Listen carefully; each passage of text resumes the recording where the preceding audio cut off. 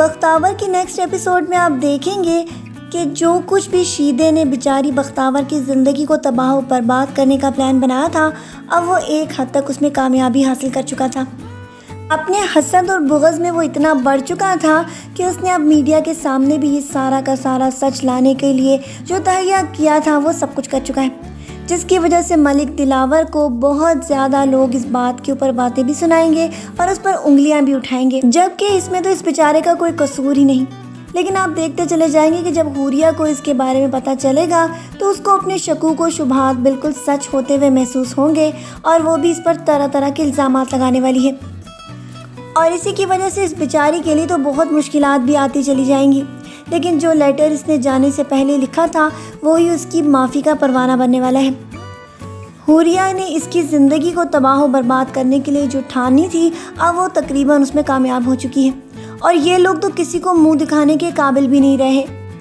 एक लड़की जो कि लड़के का रूप धार कर लोगों को बेवकूफ़ बनाती रही, इस बात का तो अब सब लोगों में बहुत ज़्यादा चर्चा होने वाला है। और हुरिया जो कि अपने बदले में बहुत ज़्यादा बढ़ गई है, उसको अब शीदे की भी कोई ज़रूरत नहीं, क्योंकि शीदा जो उसको बहुत ज़्यादा इन्फॉर्मेशन दे रहा था, अब उसको भी वो दूध में से मक्खी की तरह निकाल कर बाहर फेंकने वाली है, क्योंकि इसकी वजह से मलिक दिलावर और उसके दरमियान बहुत ज़्यादा रंजिशें पैदा हो गई हैं। लेकिन मलिक दिलावर जो कि बहुत ज़्यादा बख्तावर के साथ अब गुस्से में आने वाला था, अब उसकी कहानी को सिर्फ़ और सिर्फ एक बंदा ही जानता है, वो है पुलिस इंस्पेक्टर। और वही सिर्फ बेचारी बख्तावर की मदद कर सकता है, क्योंकि जो कुछ भी हुआ उसने सब कुछ देखा था और उसके साथ साथ उसको इसकी सारी स्टोरी के बारे में भी पता चल चुका था कि ये जो कुछ भी कह रही थी उस वक्त वो झूठ नहीं कह रही थी। इस मर्दों के माशरे में बेचारी औरतें अपनी ज़िंदगी को किस तरह गुजारती हैं, ये तो एक औरत ही जानती है।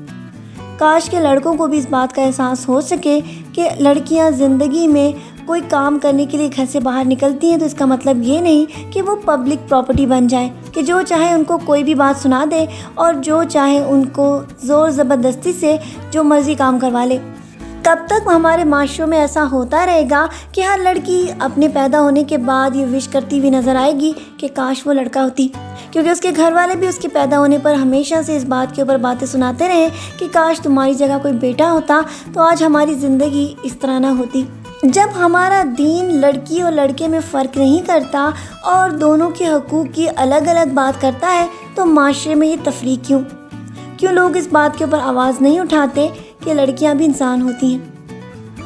अगर वो बाहर निकलती हैं तो वो किसी मजबूरी के तहत अपने घर वालों को सपोर्ट करने के लिए निकलती हैं। बुरे लोगों को तो कोई भी नहीं समझा सकता, लेकिन अच्छे मर्दों से हमारी ये गुजारिश है कि अगर आपके इर्द गिर्द कोई भी लड़की इस तरह अपने घर वालों का साथ देने के लिए काम करने पर मजबूर हो जाए तो उसका हमेशा साथ दीजिएगा। आज के प्रोमो रिव्यू वीडियो को यहीं पर ख़त्म करते हैं, फिर मिलेंगे नेक्स्ट एपिसोड के प्रोमो रिव्यूज़ में। अपना ढेर सारा ख्याल रखिएगा मेरी बहुत सारी दुआओं के साथ। अल्लाह हाफिज़।